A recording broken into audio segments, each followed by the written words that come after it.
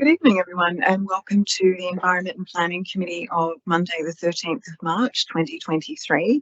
I'll declare the meeting open at 7 p.m. I'll start by acknowledging the Bidjigal people of the Eora Nation, the traditional custodians on the land on which we meet.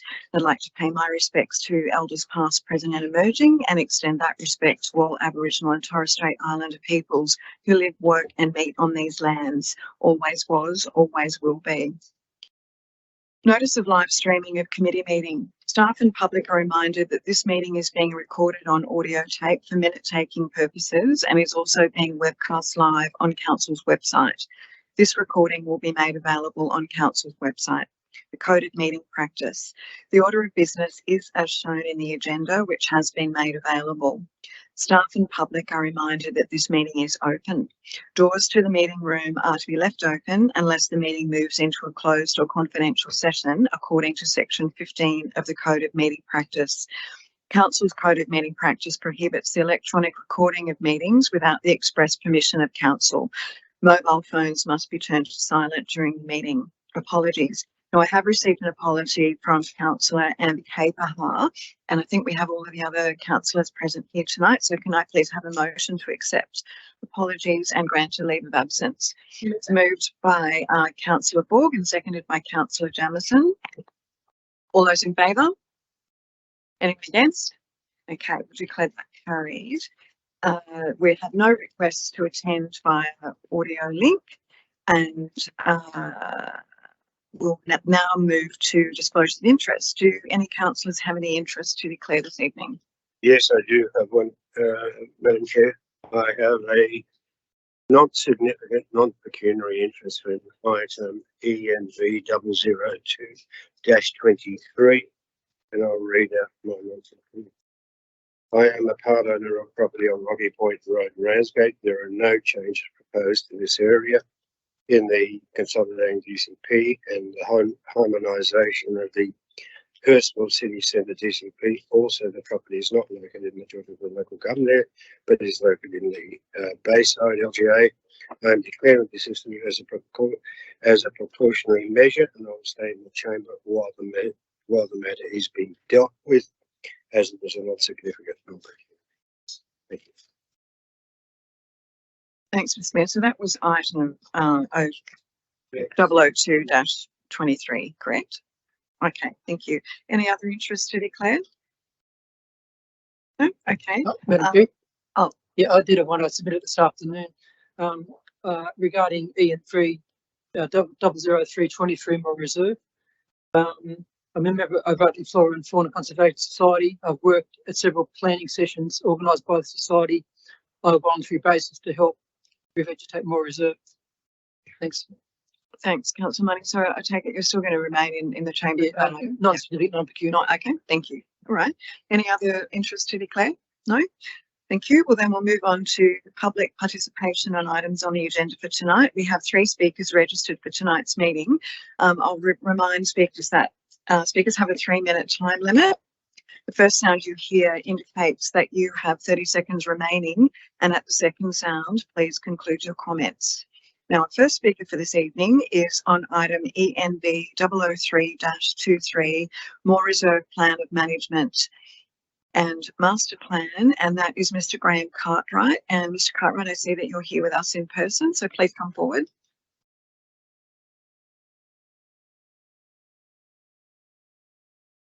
Thank you, Council, for the opportunity to speak to you tonight.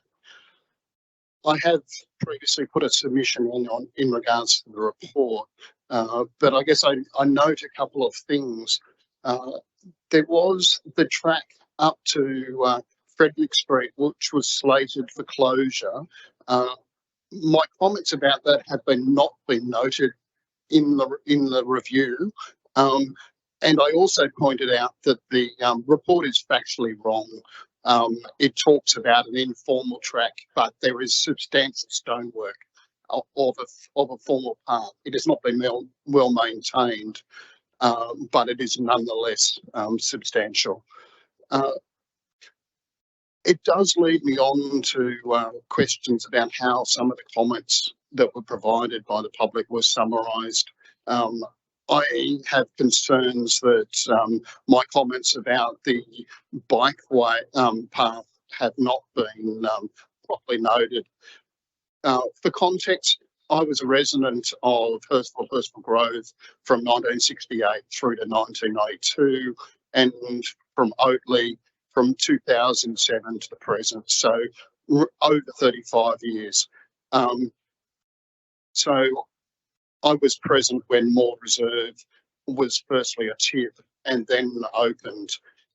And I think the plan of management, while it talks about the TIP stage, is weak when it comes to the establishment. And so it misses the fact that this was planned as a bike path / active exercise area. It was part of establishing active transport in the facility. So we had Todd Park in 1981, well done. Moore Reserve, poorly done from the start, and then Oatley Como in 1988. There's obviously election committee commitment to upgrade and partly separate cyclists and pedestrians as on that walkway, but the council solution that cyclists slow to 5 kilometres below a speed at which a bike can be safely ridden is not really a solution. So, and I've been involved in 2 accidents as a bike rider, both caused by pedestrians, one on Como walkway, which was deliberate, and the second in Oatley Park, which led to my hospitalisation. I also note that the resolution between walkers and dogs is unresolved. So I think there needs to be a better separation between bike riders, pedestrians and walkers. Thank you. Thank you, Mr. Carson. Our next speaker is on the same item, EMB 003-23, Moore Reserve Plan of Management and Master Plan. It's from Mr. Greg Pearce and it's a written submission. So I think, Ms. McKinley, you're going to read that to us. Thank you. Thank you for the opportunity to provide further input into Moore Reserve Master Plan. This is the 4th response we have submitted to the Council regarding the plan, including 2 written submissions. We hope the Council can see that the protection and enhancement of the reserve is very important to us. The natural features and passive recreation facilities offered by the reserve were important considerations to our decision to purchase land and build a resident adjacent to the reserve 17 years ago. It remains very important. Our 2 key concerns, which we consider important for the management plan to focus upon, are 1, effective maintenance of the wetlands to ensure the system functions as designed, maintains a healthy environment for the fauna and users, and does not lead to overflow damage during heavy rain. 2, retention of a usable leash-free area to permit effective exercising of dogs. We believe we are well placed to comment on both issues given the location of our residents and our frequent use of the reserve. Either my wife or I walk our dogs twice daily, every day in the reserve. Issue 1, the wetland is currently heavy silted with high levels of organic materials resulting in anaerobic fermentation and frequent malodorous smell. We are concerned that this situation has a negative impact on the bird, fish and amphibian life of the wetland due to deoxygenation and excessive contamination. The overflow outlet is frequently blocked with weed, resulting in overflow into the reserve and erosion of the banks near the river outlook adjacent to the car park. The reed beds have only been replaced once in the time we have lived on the reserve, contrary to the original maintenance plan to aid with the removal of contaminants. Issue 2, we do not consider that the evidence available to us supports any change to the existing arrangements to the leash-free conditions applying to the reserve. We note that 23 of the 80 written responses support the status quo, whilst 3 propose restrictions. My personal experience over 17 years of dog ownership and exercising my pets in the reserve have been almost without exception positive, with the only experience of poor animal and owner behaviour occurring in the enclosed area. Moreover, our dogs are small and refuse to enter the enclosure due to the preponderance of larger animals off lead and sometimes poorly controlled. I am personally acquainted with at least 20 other owners who regularly use the reserve to exercise their dogs. They take their responsibilities seriously and feel that current arrangements are working well. The current arrangements are main reason they visit the reserve. As part of our formal written submissions, I provide statistics regarding the level of formal complaints arising from poor behaviour of dogs in the reserve, which were kindly provided by the council. Please find 1. Number of dog on attacks reported, 11. These are reported listed as attacks, however, include matters that may not have been an attack or there was insufficient proof to proceed with an investigation. 2. Number of dog on person attacks, 0. 3. Number of dogs off leash creating significant problems for the public, 0. There were 37 requests to patrol the area regarding off leash dogs, as there is no way to filter it to whether it's a significant problem to the public. 4. Location of incidents, for example, within the leash-free fenced area, unable to provide this information. 5. Number of dog owners fined under the Animal Companion Act, unable to filter the information to just Moore Reserve. 6. Dogs placed on dangerous dog list, 0. Finally, I am somewhat disappointed that the suggestion to form a Friends of Moore Reserve group as a conduit between reserve users and the council appears not supported. This may have provided a good pathway for informal and timely communication of issues and potential steps for resolution. Thanks, Ms McKinley. Our third speaker for this evening is same item, EMB 003-23 Moore Reserve Plan of Management and Master Plan. Unknown participant is now joining. Hello. Hello, Adrian Colhill. Yes, speaking. Yes. Hi, Adrian. It's Catherine Lansbury here, Chair of the Environment and Planning Committee. Welcome. I believe you're addressing us tonight on the Moore Reserve Plan of Management, so please go ahead. Right. Thank you, Catherine. Thank you very much. Thanks for the opportunity to comment on the plan. I speak on behalf of the Oakleigh Flora and Fauna Conservation Society. Many members who have planted trees contribute to the bush care facility activities and regularly use Moore Reserve for recreational purposes. As I've only got 3 minutes, I've just highlighted 6 major concerns with the management plan. First one, climate change. The destruction of the mature trees along many streets and private properties in the LGA and the subsequent loss of the huge potential carbon sequestration is very concerning. This significantly raises the importance of Moore Reserve as a major contributor to capturing and storing greenhouse gas emissions. Therefore, we're deeply disappointed that the plan does not list minimising climate change or reducing greenhouse gas emissions, or indeed reference carbon sequestration in any part of the vision, the strategy, or the key primary management objectives.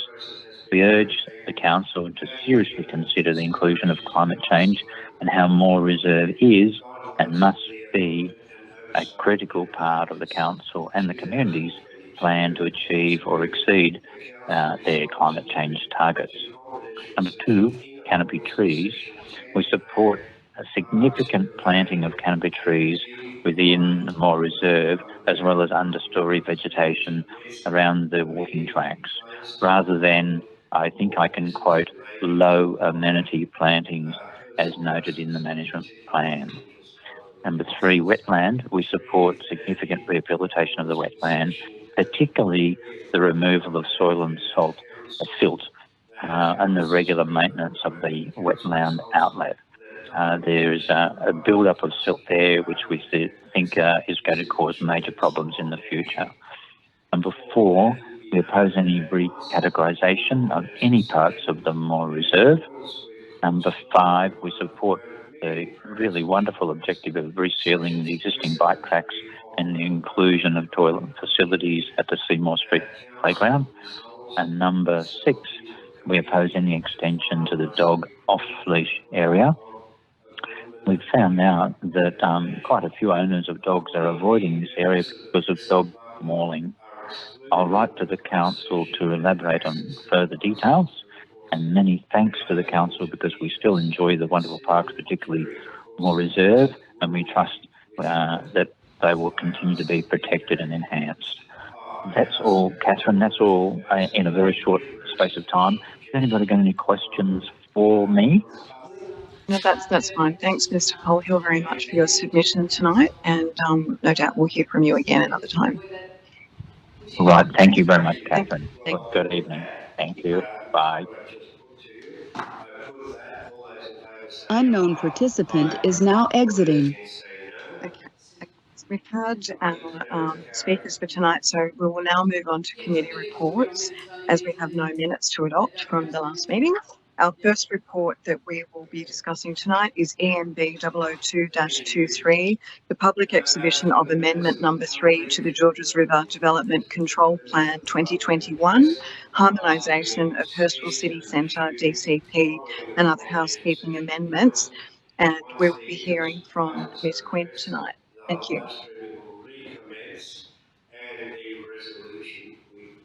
Thank you, Madam Chair.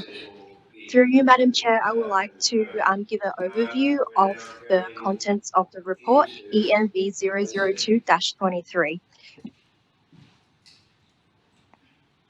The report is concerning Amendment Number 3 to the Georges River DCP, which has been in effect since the 8th of October in 2021. The DCP provides guidance and supports the Georges River LEP by providing more detailed and prescriptive provisions to support the LEP controls.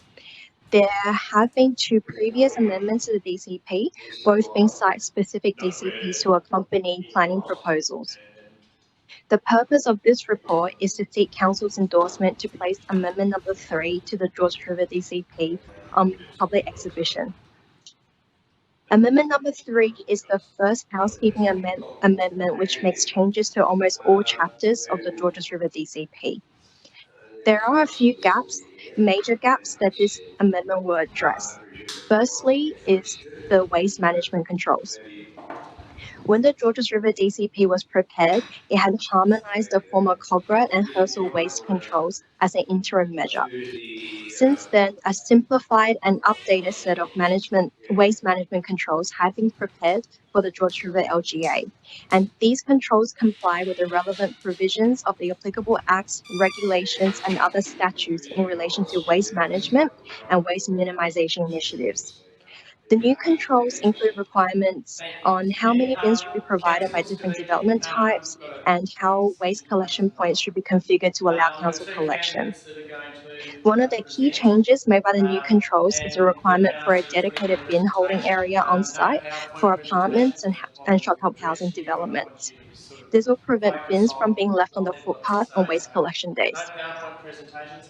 Following that 20-minute The presentation, second major gap that is being addressed by this amendment is the DCP for the Hurstville City Centre. Due to time constraints, the preparation of the Georges River DCP did not include the Hurstville City Centre. DCP controls for the former Hurstville side of the city has not been translated into the Georges River DCP, and they are in fact still a part of the Hurstville DCP. There are also no controls for the former Cobra side of the city centre, which means currently DAs in these areas are being assessed without any detailed guidelines. Restricted to actually ask a question. Harmonisation of DCP controls into the Georges River DCP is therefore required for the whole of the Hurstville city centre, both former Hurstville and former Cobra. Part 8.2 is the new DCP chapter for the Hurstville City Centre. If you could please refer to attachment 1 to the report, that details the full extent of Part 8.2 of the DCP. 8.2 has been prepared to remove outdated and duplicated controls from the 2012 Hurstville DCP. Visions, objectives, and future character have been updated in accordance with Council's Hurstville Place strategy adopted 2020, and the Hurstville City Centre Urban Design Strategy adopted in 2018. A number of new controls have also been introduced to address Council's existing commitments, like increasing canopy cover and improving the public domain through good design. As an example, landscaping and alternatives like green facades and green walls must be provided on walls that are visible to the public domain. And a new control requiring minimum 10% of tree canopy cover is to be provided by new mixed-use developments. This equates to 2 medium-sized trees for every 1,000 square metre site area. And Third and lastly, there are extensive housekeeping amendments proposed. The majority of these are to fix typos, clarify interpretational errors, update references, and to reinstate elements of the old Cochrane and Herzl DCPs, which were omitted by accident during the translation process. Some numerical guidelines are proposed to be updated because they have been consistently varied by incoming DAs since the Georges River DCP came into effect. I draw your attention to attachment 16, the design analysis of certain DCP controls, which is the large A3 document in front of you. This document details the justification for the proposed changes relating to 4 aspects. 1, side setback distance for dwelling houses on corner lots. 2, the amount of impervious, which is non-landscaped area, in the front setback for dwelling houses and dual occupancies.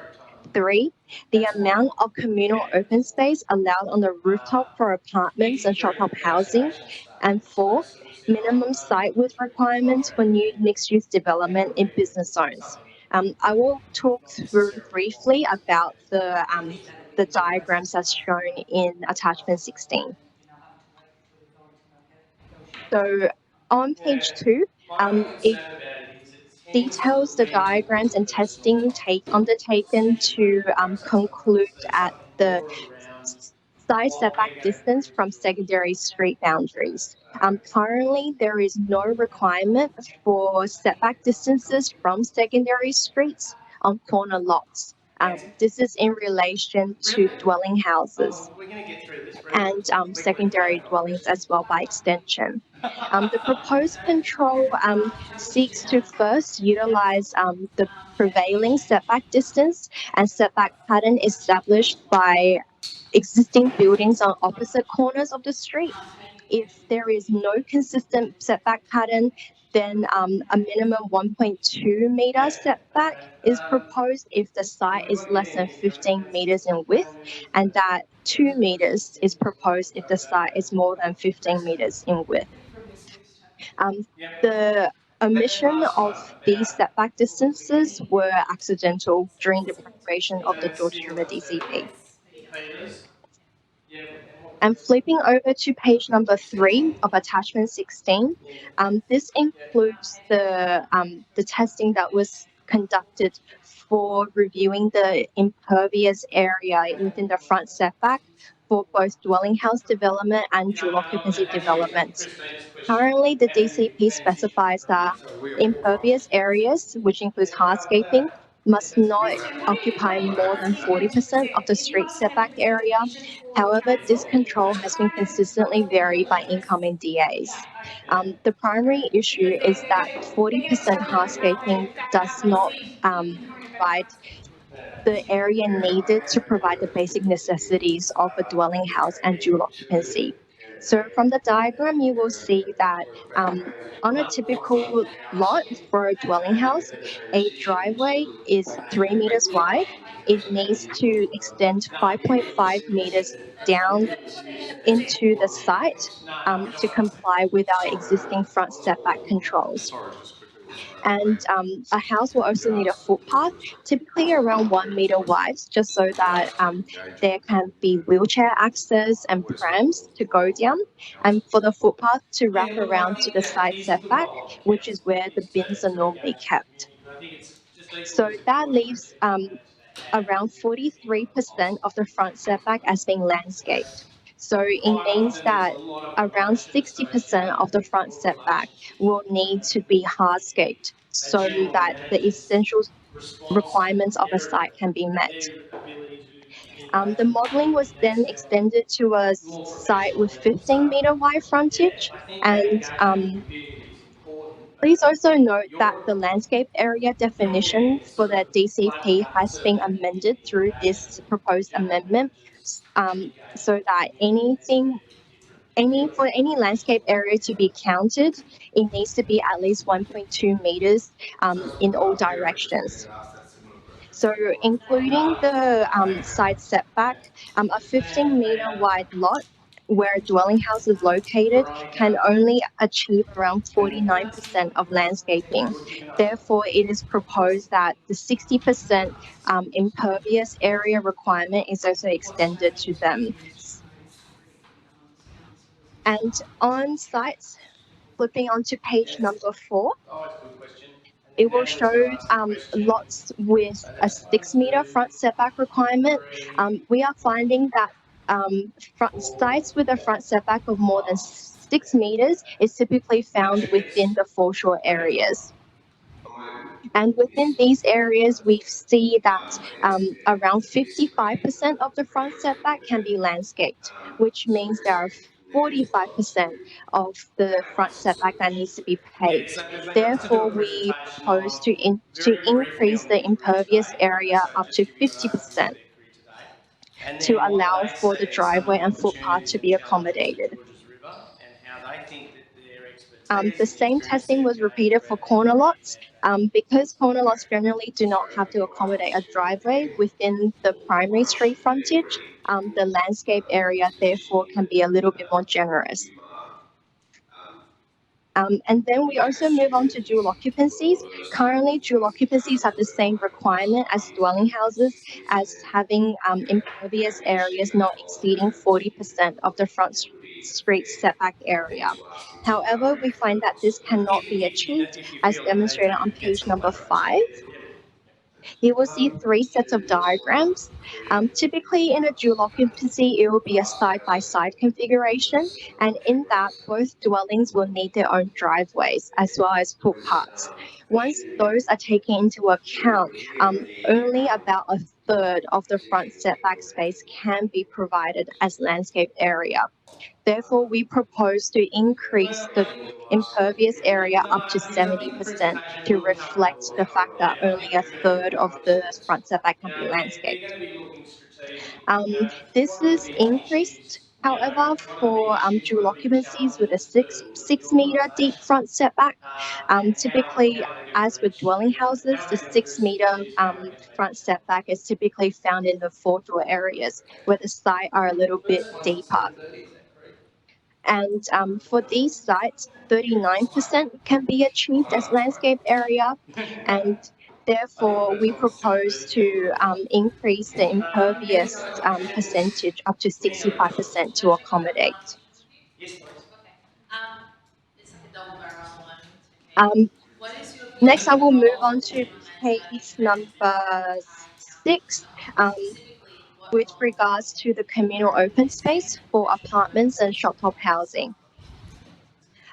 Currently, we are seeing an issue where the communal open space is provided entirely on the rooftop when there is space at ground floor to provide communal open space that is co-located with deep soil areas. So when you ask a question, you And might just with need Council's lights on, resolution to so achieve net zero by 2050, we envisage that these apartments in the future will want to provide solar PV panels on their rooftop.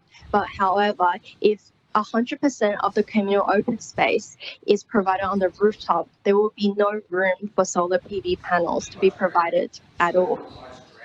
That is why we are proposing to locate a smaller portion of the communal open area on the rooftop and have the majority located on the ground floor so that it is co-located with deep soil areas. And through testing, we have confirmed that at least 60% of the communal open space can indeed be provided at ground level, which means 40% of the required communal open space can be located on the roof, but it should not exceed 40%. And then we move on to the final point regarding minimum lot width requirements for mixed-use developments, which is located on pages 7 and page 8. Currently, development assessment staff are struggling with mixed-use developments that are being proposed on lots that are too narrow to accommodate them. So, for example, there is a DA at the moment that has a lot width of only 12 meters, and they are proposing to have commercial tenancies as well as shop top housing. We are finding that with the provision of basic necessities like the fire hydrant assembly, the fire egress, which is an emergency staircase, and to provide the substations and also basement entries that a minimum of 9 meters is required to be dedicated to these essential services. These essential services do not add any value for street activation. So for mixed-use developments, when they are located in commercial centres, the main goal of these developments is to create an active street frontage where the street is vibrant with shops and is fantastic for pedestrians to use. However, the issue with the current development trend is that the active street frontage is actually being taken up entirely by essential services.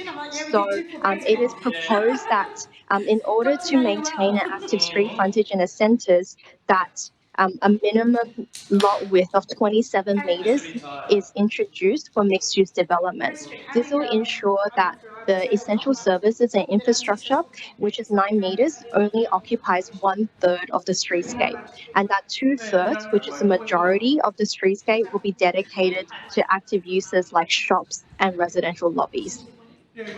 Thank you. Thanks very much, Ms. Quinn. Just before we go to questions, Mr. Mayor, I did neglect to actually ask for a mover and a seconder for this. I'm sorry. If we could, yeah, you moved by you, Mr. Mayor, was it? Look, it helps us. Yes, you moved it. Yeah. Would someone like to second it? Councillor Jamieson. Okay, sorry, Mr. Mayor, you've got questions? Yes, it was not so much questions. I've got some. I'd like to talk to it. Okay. Thank you. Thank you, Madam Chair. Firstly, I have to commend you I have to commend the staff for actually putting a very comprehensive and detailed report together, and also very comprehensive and very well thought out schedule of development controls.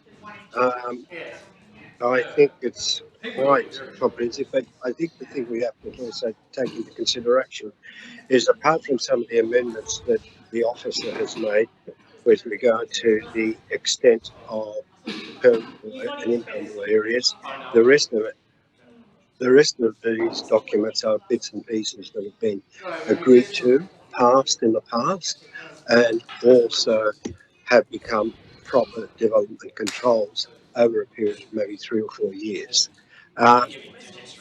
Therefore, it's really, in a way, apart from some of the minor things that have been, well, not minor, depending on what the council officers, the councillors think, very much what has been approved and what has been resolved by the council. Having said all that, I've gone through the document and I'd like you to consider some matters. I'm not saying I'm moving changes. I just want consideration to be given to the matters. It's going to go on public exhibition, hopefully. And once it goes on public exhibition, I've been given an undertaking from the director that there will be a councillor briefing and councillor workshop on it. And I think that's extremely important, because I thought that some of the councillors would find this rather daunting to go through it. But you can over a weekend. I can assure you can. Okay. Having said that, I want you to go to the first thing I've got is page 12 of the actual report.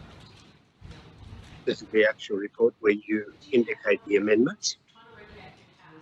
Okay, so it's not going to be, it's 50%. This is the table. It's the table 2, part 3, and then it goes 3.3, 3.8, and then 3.10 water management. And I'm looking specifically on page 12 to item B. We're having an increase in the number of properties and number of people complaining about stormwater runoff once a development has been approved How many? and has been built. Bloody And what I'm saying is that in lots. Part B, it says ensure development has minimal impacts on council's existing drainage network and adjoining properties. I think that needs, and need to put a little bit more effort in it as to what we won't accept and what we will accept, No, don't. because I'm getting numerous complaints from the public after a Like a typical person, Welsh does how to after a win. development has happened It's a and classic. I read the overland flow has changed. And I think you need to, if you don't mind, just look at the possibility of Before Master, he's still British. He has a strengthening that up. bit of a grit Page about him today, 15, and like, you know, he's table 4, you say retain and enhance the existing low density suburban residential character through articulated contemporary developments. Saturday 6 p.m. Page Byron 15. Live. I told him, like, bro, you Page 15, worked just so following hard through. in this city. Following through on the same thing. Okay. Can you do SPH? Page 15 at the bottom, at the table 4. At the bottom of table 4, it says retain and enhance the existing low density suburban residential character through articulated contemporary developments that respond to the human scale. We used to use that word regularly at university. I think we need a special definition of what the human scale is. There's humans that big and there's humans 6 foot tall. So I think that needs a bit more further discussion. Then you go to page 18, item 5, landscaping. I'm trying to rush through these because I do want this. I don't want to be up. I don't want to go through this again because it's fresh in my mind, and that's why I'm going through it now after the weekend. Okay. Page landscaping. Provide provide a landscape setting within the primary and secondary street frontage. Number 5. I think there has been cases in the Land Environment Court where permeable or pervious membranes have been allowed to use. You might want to look at that.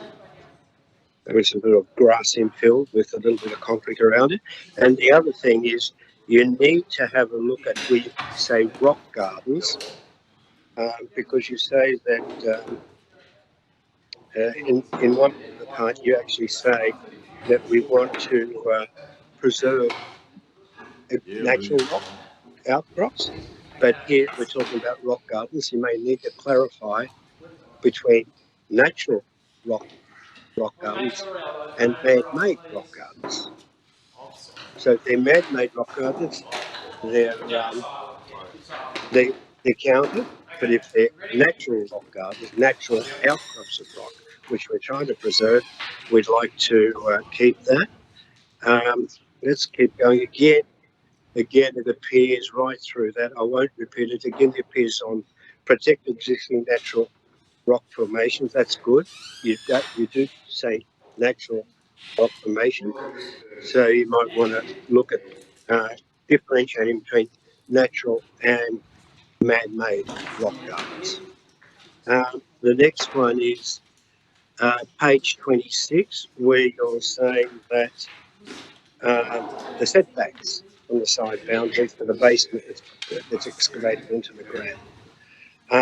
You're talking about 6 metres all the way round and keeping the basement within the footprint of the building. That's often almost impossible to achieve because you've got driveways that are 6 metres and you've got 5.5 and 5.5. Oh no, that's it. 11 driveways, 18 metres.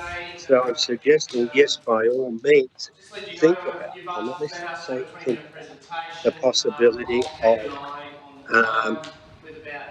setting the basement car parks 6 metres front and back and leaving it 3 metres to the side. That makes sense. Again, that appears now. The other thing is page 29, the location of Jerry's.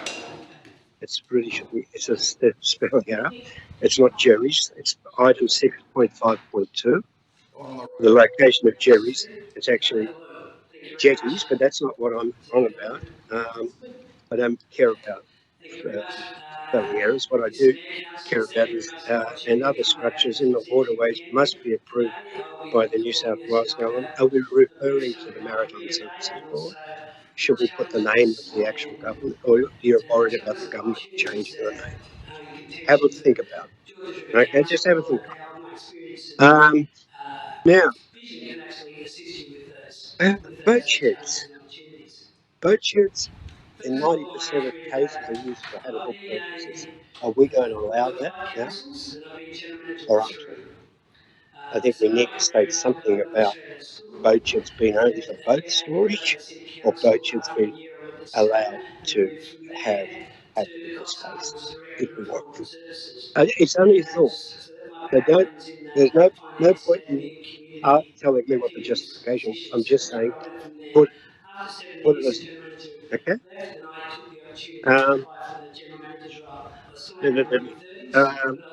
Going to page 34, setbacks. Now, this is the part that I think Councillor Borg was also concerned about, especially overlooking schools. And that's 10.1.6.4. And it says new control. General developments of 4 stories or greater in height adjacent to a school are to consider. I don't like the word consider. I think you need to use a more firmer approach. It's not about just considering the loss of privacy, mitigation of overshadowing impacts, orientating the internal so that the main living areas facing away from the school property. And it should be considered, because I can say I've considered it. I'm letting it go. I think it should be, it should be stronger, must provide a submission on how the following has been addressed. Make it a bit stronger. Next, page 35, it needs a legend. The diagram there needs a legend. Okay.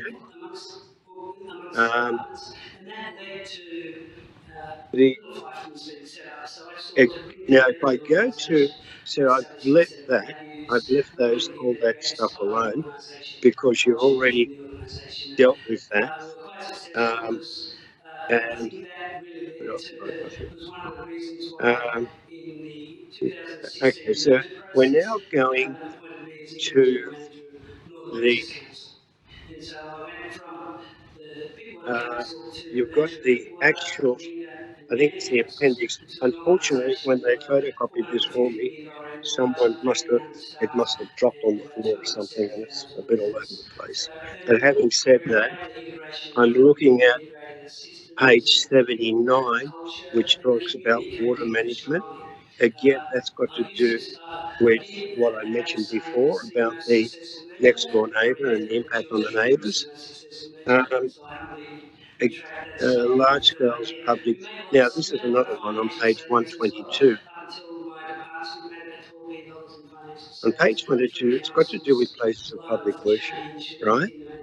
And I go to the locational requirements, and it talks about large places of public worship. It said should be located a minimum. It must be located a minimum of 250 metres. I'm sorry I'm putting you through this. I've just finished reading it at 11 o'clock on Sunday night. So, could I just ask a point of clarification? These changes that you're proposing, they're not going to go on public exhibition. It's going to go on exhibition as it is, and then this would be considered a submission. Sorry, through you, Madam Chair, through to Councillor Borg, we will look at these matters and bring it back to you at the workshop, plus all the other submissions. That's after the exhibition, isn't it? That's right. Okay. Now go page 127. We're talking about traffic management, and it still has to do with, it says worship services shall not commence until 30 minutes have elapsed following the completion of any preceding service. This requirement may be imposed, which I reckon it will be imposed as a condition.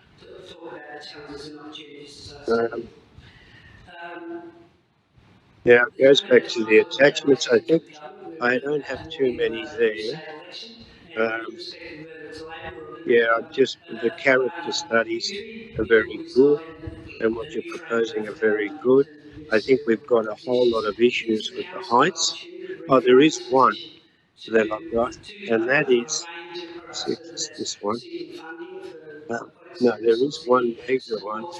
When you're talking about 9 metres and 12 metre setbacks between buildings and a minimum of 27 metres for a block of land, needs to be land has to be consolidated in a minimum of 27 metres. I've got it somewhere here, but you've got 9 metre setbacks and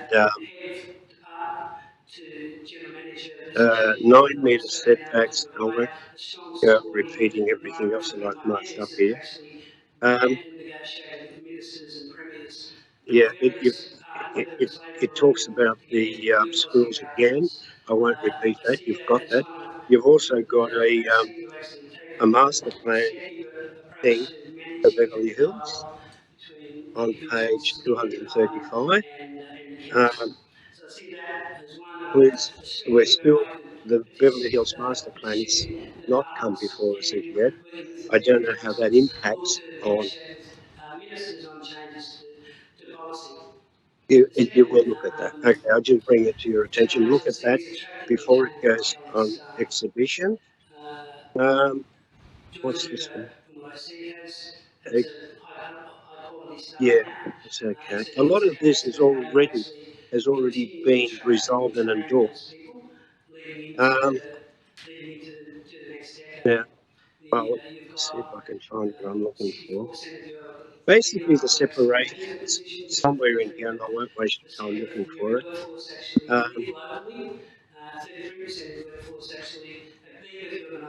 Yeah, the building separation. So, Mr. Mayor, may I make a suggestion? Yeah. Are you going to provide all of these notes to council officers in writing for their benefit? No? I don't have the time. Okay, so. No, I'm going to put them here now. I just don't have the time, unfortunately. Sorry, through your end, Madam Chair, if you're all right with this, Mr. Mayor, maybe we can borrow that document. All right, you can borrow my document. I want it back. Absolutely, you can. Well, I'll just round it off by telling you the last thing that I am two things that I am concerned about. The two things that I am concerned about is that in the heart of Hurstville, I understand that the apartment design guide, I'll just round it off with two things. In the heart of Hurstville, apart from the, what do you call it, with the apartment design guide has these separations. You've got 12 metres for anything above 4 stories, and then you've got a site which is 27 metres. In the heart of the city, and in many, many well built up areas, there is no way you're going to get that sort of separation. Through you, Madam Chair, I'll answer that question.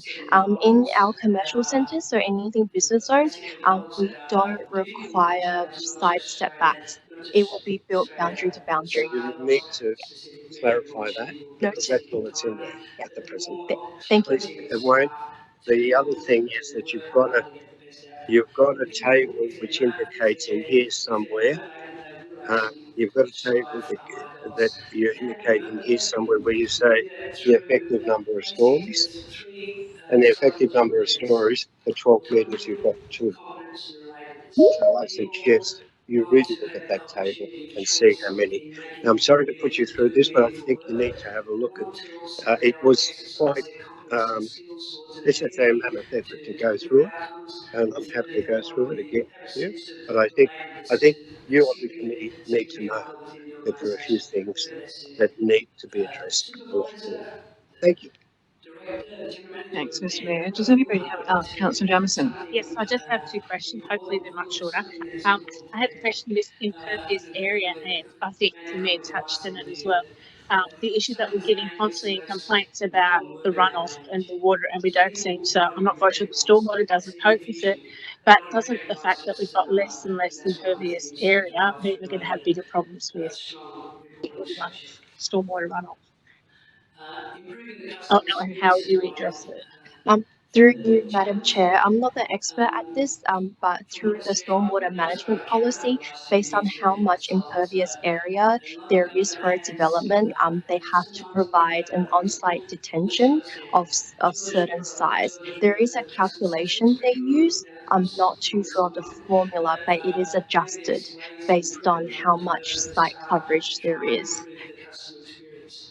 And the other question, which is, there's a whole list of properties listed, where are we, page 14, and it's saying about McCready Lane.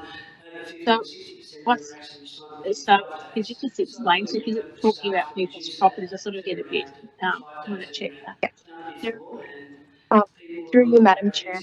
So these are the road windings that were historically found in the Hurstville DCP. It's just that through the translation process, it was dropped off, and unfortunately, we only picked it up as part of the housekeeping amendment. And I'll pass over to my manager. And I'll add that to, through you, Madam Chair, is that the road widening application is on the properties in our corporate system called Tech One, and it's been on the properties since the adoption of the Hurstville DCP back in 2012. So it's no change to what exists now. It just was omitted with the amalgamation of Hurstville and Cogra DCPs. So we're putting it back in. Yeah, so just to check, does that mean you're going through meters into someone's property and they're already aware of it, so when they bought it, they already were? They're already aware of that when they purchased the property, yes. It's no changes to the existing situation. Financial sustainability challenge with the organisation is $4 million. Councillor Marnie. Thanks, Madam Chair. I also had a question about the increase in impervious surfaces. One of the speakers tonight made a point about more reserve, different matter, but reminded me of the fact that we need to put in more measures to increase vegetation and tree planting. With more impervious surfaces, we're going to have homeowners going to have less ability to do that. Gardens will be smaller, basically, and how's it going to fit in with our climate change policy, net zero policy, that sort of thing? That's what sort of concerns me. Through you, Madam Chair, we are not changing the deep soil requirements through the LEP. This is only an adjustment of how much impervious area is available in the front setback. So the total landscape area they need to provide remains unchanged. It just means that because of the driveway and footpaths that you need in the front setback, more of the back garden needs to be landscaped. So instead of having it all focus on the front, they need to provide more landscaping towards the back. So there is no reduction to the total amount of deep soil they need to provide. Thank you. Thank you. Are there any more questions, councillors? Okay, look, I think it's a very dense report with a lot of information in there. And obviously what we're doing tonight is resolving to put it out on public exhibition, and we receive comments from the community as to whether they find some of these recommendations acceptable, etc. And I would just encourage everybody to do more of a deep dive into it over the next few weeks, and you'll probably come up with your own questions. And perhaps Councillor Katras, you may want to put some of your concerns in writing as well, and whether it's in the form of to the director, because there's a lot of things that you raised tonight. I can see them all madly scribbling, and I just wouldn't like them to have missed anything that you raised as being important. But if there are no more questions or discussion, thank you to Ms. Quinn for her overview and information for us tonight. And we'll put it to the meeting. Ms. McKinley, do we need to go from the room? Yep. Mr Mayor, your vote, please. Madam Chair? For. Councillor Jamieson? For. Councillor Marnie? For. Councillor Wayne? For. It's unanimous. And Councillor Ball? I'm for. Sorry. Councillor Ball? I am for. There's a lot of people in the area during the day and during the week. Yeah, town centres are really critical, just in terms of cleanliness, maintenance, the landscape, improving your town centres is beneficial to you. Okay, so that was, everybody voted in favour of that, so we'll declare that carried, and apologies, councillor Borg. I knew there was someone missing from our list. Thank you, councillors. We'll move on to our next item, which is ENV 003-23, More Reserve Plan of Management and Master Plan. And I'm going to do this correctly this time. I'm going to call for a mover and a seconder before we discuss it. Would somebody like to move it? Moved by councillor Jamieson, and a seconder? I'll second. Seconded by the Mayor, councillor Katras. Thank you. Now I believe we're going to hear from Ms McMahon tonight on this issue. Thank you. Through you, Madam Chair. There are two aspects to the report that I wish to draw the committee's attention to. One is the community's submissions received to the public exhibition of the More Reserve Plan of Management and Master Plan, and the amendments proposed to those documents as a result of the submissions received. And secondly, the minor alteration of the categorisation of land that's shown in figure 2 in the report, down in the red line, it was proposed in the exhibit plan to be park, but it's now been proposed to go back to park and park natural area, and the natural area is outlined in figure 2. The area that remains as park is currently the car park and the entrance, vehicle entrance to More Reserve. So we are retaining that natural bushland that's there at the moment. Now, as a result of the recategorisation, we have to hold another public hearing before council can adopt any new plan of management for More Reserve. So that's one of the recommendations of the report, that we hold another public hearing into the recategorisation of that area marked out in red from park to natural area. Now, this, as I said, the other aspect was the community submissions.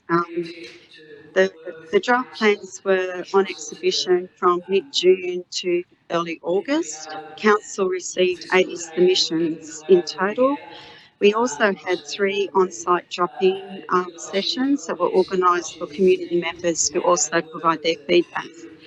Attachment 1 and 2 is a summary of all the submissions, and all the submissions have been considered and addressed in those tables, and changes have been made as a result of Mr. Cartwright's submission and Mr. Pearce's submission, and also the submission from the Oakley Flora and Flora Group. So I'll be doing my best to facilitate that process.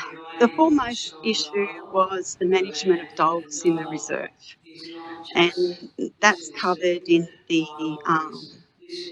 in paragraphs 46 to 41 of the report. Now, dog management issues not just were in the submissions that were received by council, but were also were raised in the 3 drop-in sessions that the consultants and the officers held on site. Of the 80 written submissions, 65 offered comments on dog management matters and also what proposed actions could be taken. And those 65 respondents offered 117 comments on dog issues. So dog management issues were pretty prominent in the response that the officers received. Other issues were the location, type and maintenance of shared parks, the enlargement, reconfiguration and the revised operation of the car park in the southeastern corner of the site, improved drainage within the reserve, which was is a significant issue, improvements to the lighting in the reserve, provision of a playground and a junior learn to ride area, provision of more of toilet blocks, and not just a toilet block in the reserve south, but also at Seymour Reserve. There was also a submission on the existing trample track in the reserve from Blanche Street should be formalised, the expansion of picnic areas, the management of the artificial wetland that was constructed back about 1989, I believe, the maintenance actions for the grass and the parkland areas, and also the reserves general maintenance, which is an operational matter. Now, as a result of the submissions received and also the feedback from those 3 on-site meetings, there have been a number of changes that have been made to the plan of management and also to the master plan. And they're set out in Table 3 and Attachment 3. Attachment 3 is the marked up plan of management, so you'll see all the changes in yellow. The amendments include the adoption of an adaptive management approach for on-leash and off-leash dog activities within the reserve. It stays as existing as stage 1, and depending on dog owners, there are various stages that can be followed through by council if dog off-leash areas become an issue. There's changes made to the management of the landfill legacy issues that are on the site. It used to be a tip. We're putting actions that further detailed design is required to any redevelopment, expansion or reconfiguration of any car park or gates within the park. There's a whole lot of actions for improvement to drainage within the reserve. And if you look at the draft plan of management and its actions 37 to 45. Now, with the adaptive approach to the dog off-leash within the park, stage 1 is to retain the existing arrangements. So basically the plan of management doesn't propose any changes to the existing arrangements. However, if concerns are still raised, and if you have read attachments 1 and 2 to the report, you'll see that dog issues and the management of dogs has been raised numerous times. Then stages 2 to 3 put in more controls and rules for dog owners. So it depends. If dog owners are on the best behaviour, it stays as stage 1. But the plan of management does allow that flexibility, so it doesn't have to go back to amend the plan of management at a future date. How did you ensure that it had for all councillors? The concerns raised, I just want to go through a couple of the concerns raised tonight by the speakers, if I may, Madam Chair. The submissions did cover Mr. Cartwright's concerns, and his submission was referred to the consultant. I note that the 5 kilometre signage is already existing in the park, and one of the submissions was that the plan of management didn't mention any signage, so signage has been included as an action. The plan of management has looked at the issues between bike riders, dogs and walkers, and that's why that staged approach to the management of the dog off-leash issue has been added to the plan of management. The history of the park has been reviewed, and it does go on for a number of pages within the plan of management, and further detail has been added.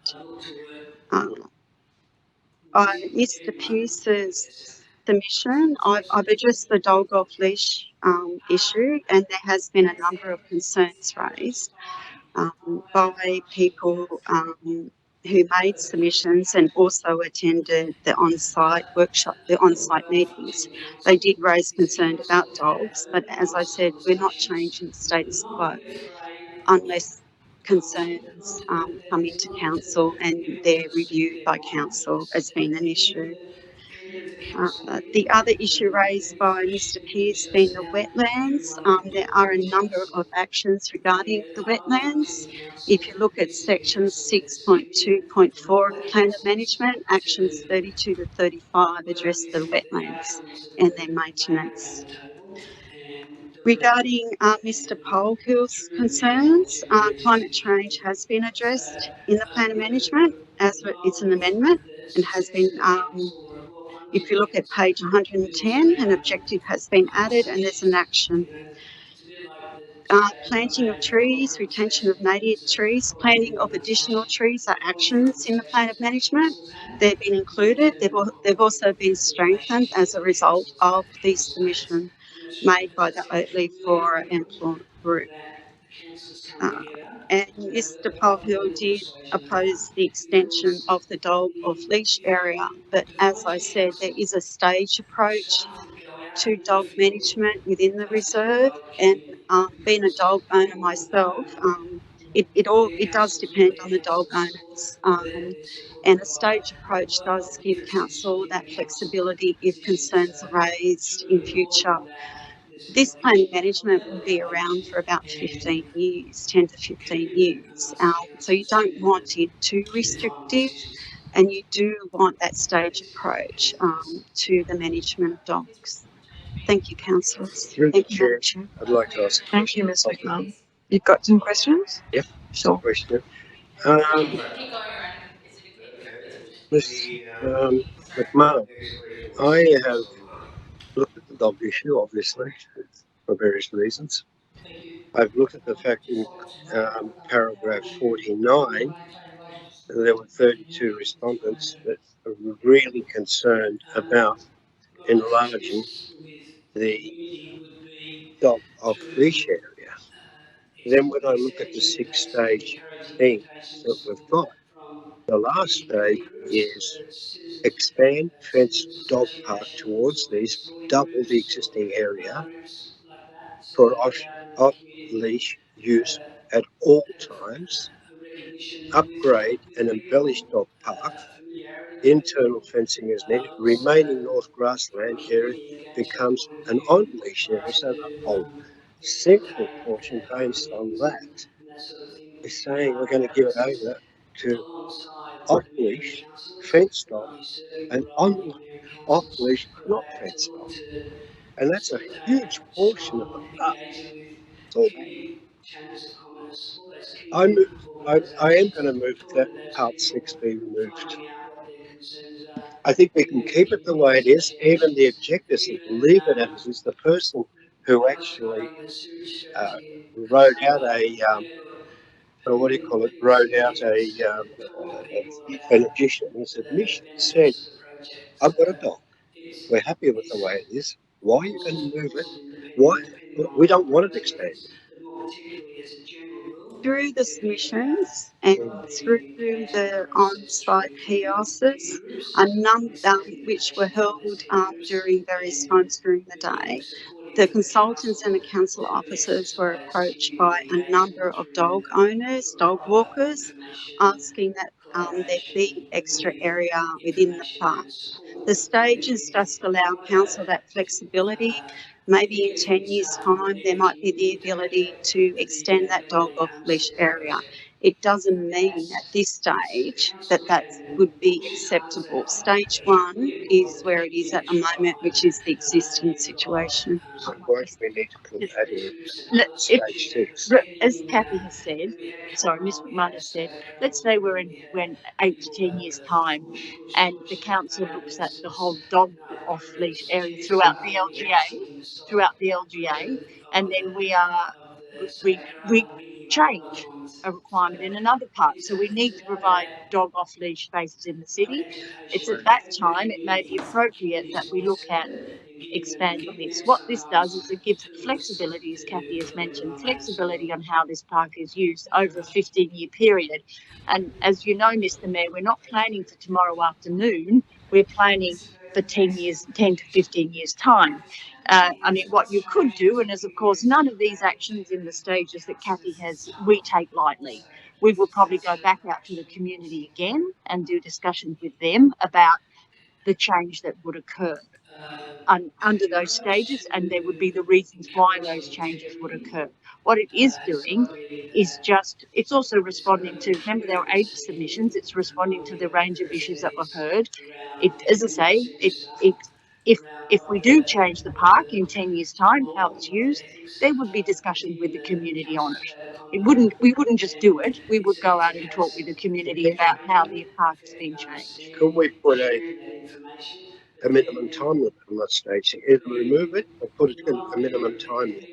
Because You could rush through all that, could you not? And say, I've jumped from 1, 2, 3, 4, and I've gone to 6. As I mentioned, Mr. Mayor, we would not be doing these actions lightly. We would be probably talking with the community and talking with council. I don't think you Might not be, but I think each movement in that stage would probably need to go to the Assets and Environment Committee, being the overseers of the park. At the moment, it stays as stage 1, which is the existing situation. It may never go to any other stage, but the main criticism that we are getting with our plans and management is that they are too restrictive. So therefore, this is trying to keep that flexibility, because we got 80 submissions, but not all of them agreed on the dole issue. A lot of them wanted. There was a variety of issues. So some wanted more management, some didn't mind the dogs, just wanted more management.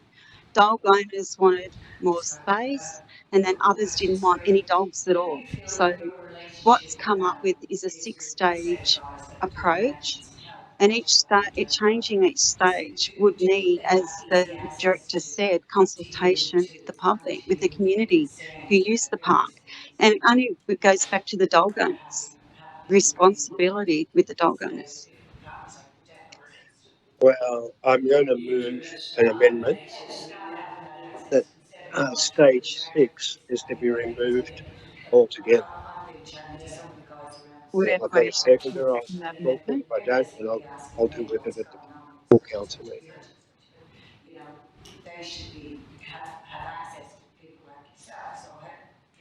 Okay, Mr. Mayor, it appears that there's no seconder for that amendment. Stands deferred. Okay. I have an approach. We thought that maybe a compromise situation where it's emphatically indicated that stage 6 is not to proceed unless community consultation and whatever.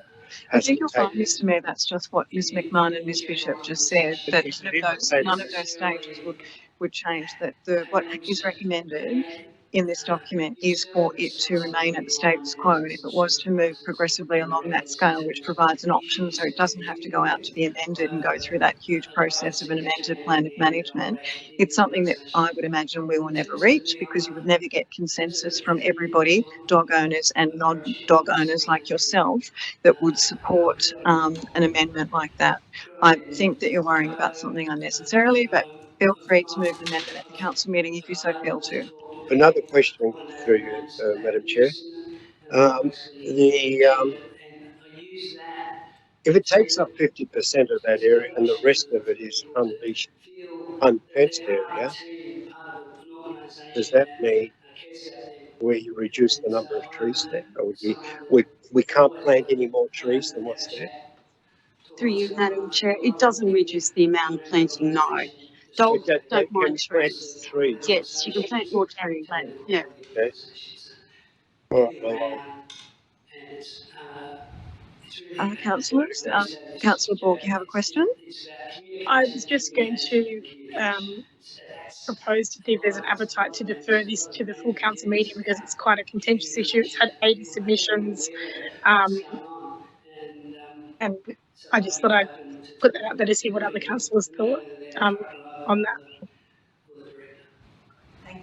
Are you going to move an amendment that we do defer it? Is that your intention now, or you wanted to sort of informally check in with other councillors? And I mean, I'd be very happy to move the recommendation tonight. From my perspective, I don't think we need to move it to the. Well, somebody obviously will pull it out anyway, won't they? But I'm happy for us to move it in its current form. But in your hands, councillors, what would you like to do? Myself and the mayor and the council to set the best outcome. Yes, I'm sorry, Councillor Jamieson, you are the original mover, so you're happy to proceed with it. Do we have any other questions before we go any further? Councillor Marnie, you have a question? Just a comment, if I may. Thanks to the staff for acknowledging the concerns of the public who have put in concerns about the expansion of the dog park, enclosed dog park. The community's put in hundreds of man hours around that site, and I was part of that. There's I think scout groups, school groups, a lot of people, a lot of effort. So it'd be terrible to see that that wasted. So appreciate the fact that that's reflected in the business paper. Thank you. Thanks, Councillor Money. I'd also like to say thank you to the staff for this. This has been a very big document and a very long time coming, and also thanks Ms McMahon for answering our submissions questions this evening, addressing the concerns that were raised. There is a very strong dog community in Moore Park, as we know, and I think that their concerns have been well considered and well regarded. As well as the non-dog owners who use the park. It's a very well-loved location within our LGA. We need to get this right. I think a lot of work has gone into it at this point, and you've got to balance the needs and demands of competing interest groups, as we always do. I think that this document does address that. We're not going to make everybody happy with every decision or recommendation that is within it, but if we don't have any other discussion or questions of Ms McMahon and Ms Bishop, perhaps we should move it. Are you willing? We proceed to move it? Okay. All right. Well, Ms McKinley, could we go around the room then, please? Mr Mayor, your vote, please. I'll support. Sorry, for. Yeah. Madam Chair. Paul. Councillor Ball. For. Councillor Jamieson. For. Councillor Marnie. For. Councillor Wang. For. Votes for, unanimous. Thanks, Ms McKinley. So we'll declare that one carried. We'll move on to our next item, which is ENB 004-23, the Cars Bush Park Reserve and Crown Land, R56146 and R1011268. And before we go for an overview of that, I'll call for a mover and a seconder, if I may. Moved by, you're moving it, Councillor Money? You've moved by Councillor Money and seconded by the Mayor, Councillor Catress. Okay, Ms Bishop, we're hearing from you on this. We're hearing from you and Ms McMahon. Thank you. Through you, Madam Chair, if councillors could go to page 180 of the business paper, figure 1, it'll help when I'm explaining the report. As you are aware, Council resolved back in November last year to commence the preparation of a new plan of management and master plan for Cars Bush Park and Todd Park. A review of the site's management requirements has indicated that Council is not the Crown Land Manager for the blue area in that diagram. It is for the pink at the top of the diagram. It isn't for the orange. So the blue and the orange, we're not the Crown Land Manager, and therefore we can't, it's a plan of management that Council prepares for that land wouldn't apply to that land. So it would be ineffective. In discussions with Crown Lands, who are now part of the Department of Planning and Environment, have indicated that they are subject to a resolution of council. They would be prepared to make council the Crown Land Manager for the blue area, and that's one of the recommendations of this report, that we approach Crown Lands and ask and request that we become the Crown Manager for the blue area. Now, in respect of the orange area, they've asked for additional information on the orange area. That's the current barbs in Cars Park. It's below the mean high water mark. Even though it states it has a lot and a deposited plan number, it hasn't been surveyed, so it isn't an actual parcel of land.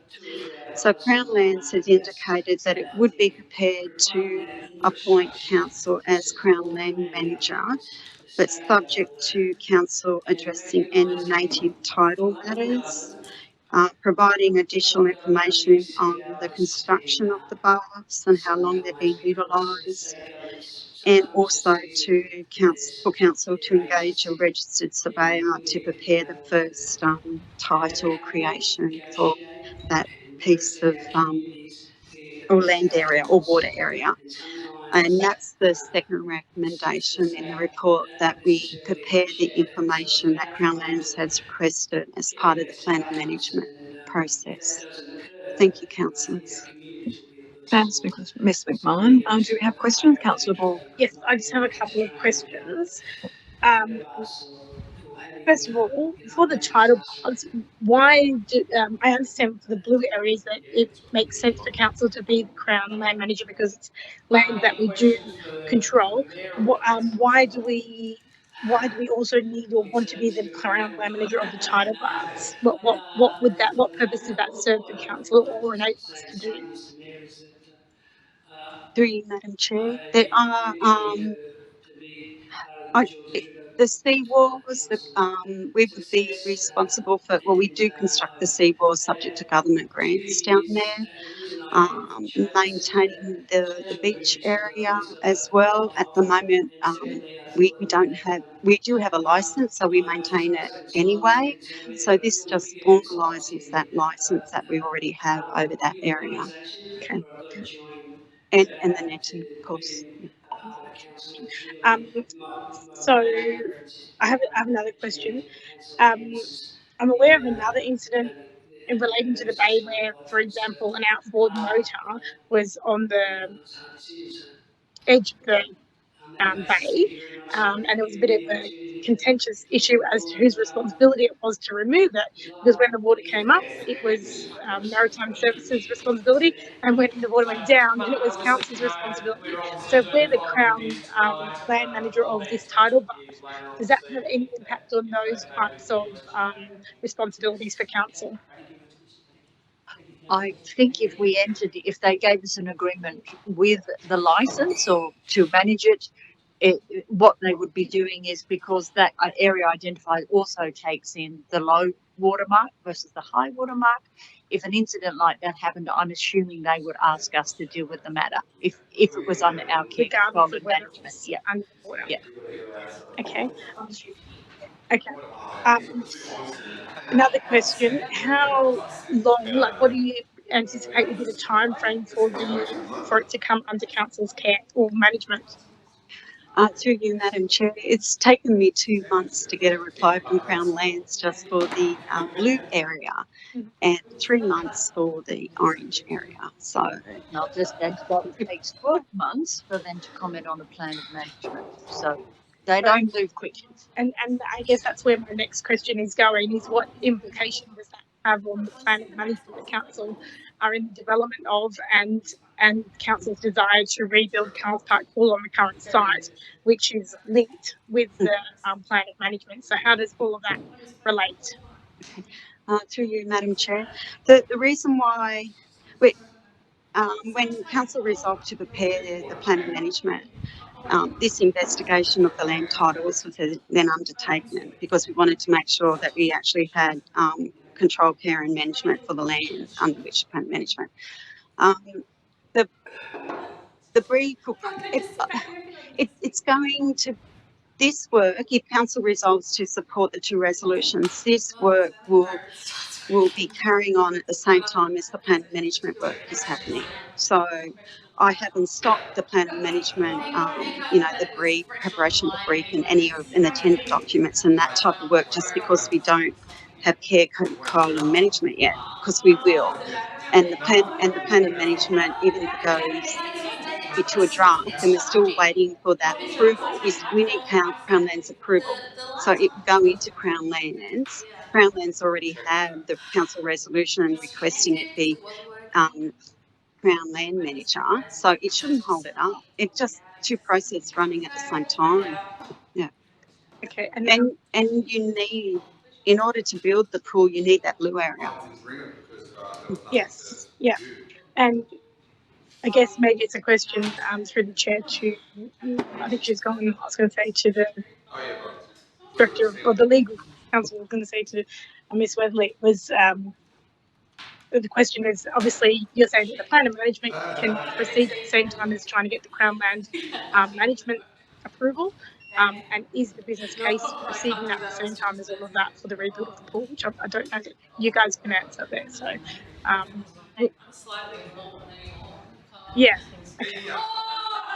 I guess that was my concern. I just don't want this process to slow down our desire to develop the business case for the existing pool. It should not. Okay. It should not. Thank you. Thanks, Councillor Borg. Are there any other questions, councillors? Councillor Money? Just regarding the, if council takes this land over, I'm just a bit concerned about a maybe repeat of Kempfield where we took over government land and it's been effective.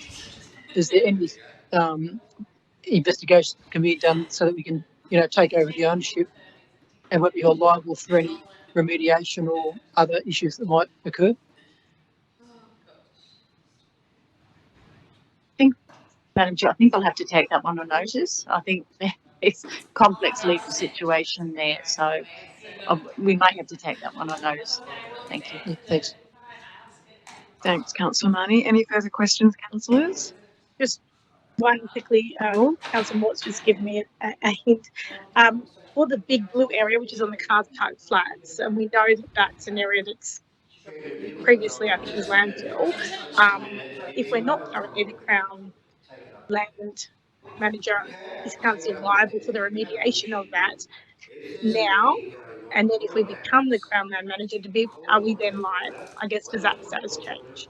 That's a similar question that Peter has asked. So I'm not in a position to answer that. So we will come back to you.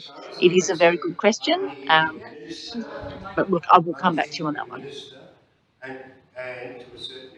Okay, councillors, if there are no other questions, we might push ahead and move the item. It was moved by Councillor Money and seconded by the Mayor, Councillor Catres. So I might ask Ms McKinley to go around the room. That's okay, thank you. Your vote, please, Mr. Mayor.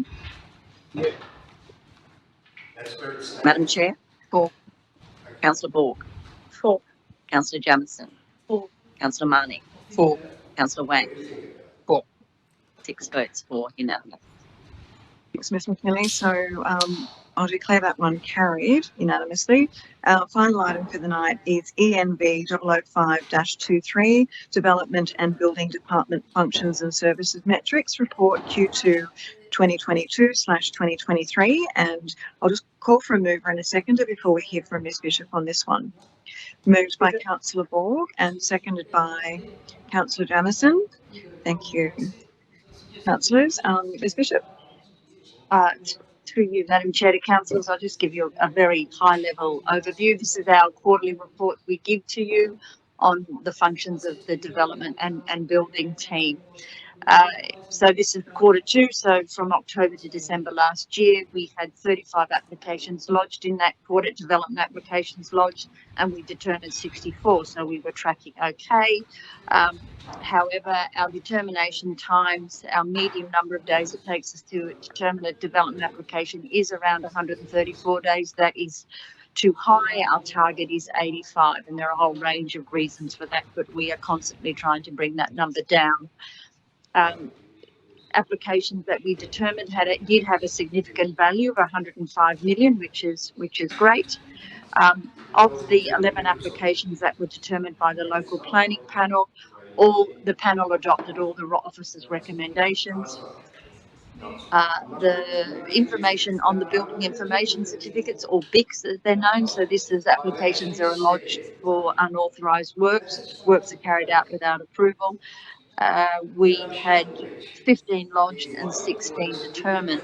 Now, you'll see some alarming figures in there about how long some of those applications determination times are. They are very long. I have been working with the coordinator for nearly a year now to knock some of those older applications over, and I will continue to work with him to move them through the system. In relation to the CDCs, we received 165 came in this quarter. Really 160, which is not surprising, has been done by the private certifiers. Pre-lodgement, so that's the service we provide at the front end of the DA process. We had 13 applications lodged this quarter, but I am very disappointed to say that we didn't get any out. We didn't get any notes out to any of the applicants.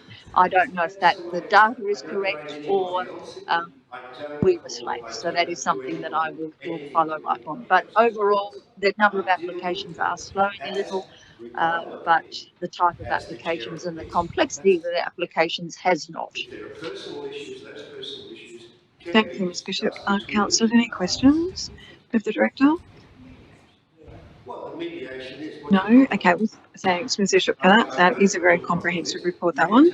And given the fact that of the lateness of the hour, if there are no further questions, we will move this. It was moved by Councillor Borg and seconded by Councillor Jamieson and Ms McKinley.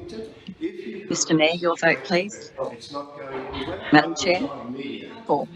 Councillor Borg? 4. Councillor Jamieson? 4. Councillor Mann? 4. Councillor Wang?